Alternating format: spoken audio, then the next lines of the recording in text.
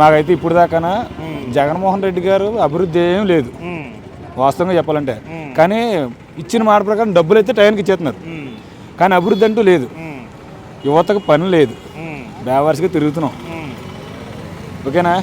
కల్తీ మందు, సరిగ్గా రోడ్లో ఏ ప్రజాప్రతినిధి కూడా సక్రమంగా మాట్లాడేవాడు లేడు. మీ ఐటీ శాఖ మంత్రి ఇక్కడే మీ జిల్లాలోనే ఉన్నారు.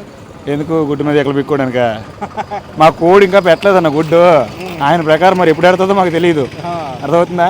అంటే నేను జగన్మోహన్ గారికి వెనకాలండి సరైన గైడెన్స్ ఇస్తే ఆయన చేయగలడు అభివృద్ధి, కానీ ఆయన వెనకాలండి భ్రష్టు పట్టించేస్తున్నారు.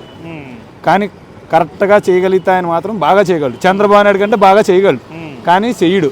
ఎందుకంటే ఆయన వెనకాల దైద్యం. తప్పుగా అనుకోకండి, చెప్పగలిగే వాళ్ళు లేరు.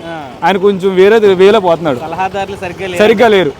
అది ఆయన కానీ కరెక్ట్గానే ఇప్పుడు ఈ పథకాల మీద ఎంతైతే ఇన్వెస్ట్ చేస్తున్నారో అదే అభివృద్ధి మీదగా చేసుంటే తెలంగాణని మించి మనం ఈ పాటికి ఇంకా ముందు ఉండేవాళ్ళం.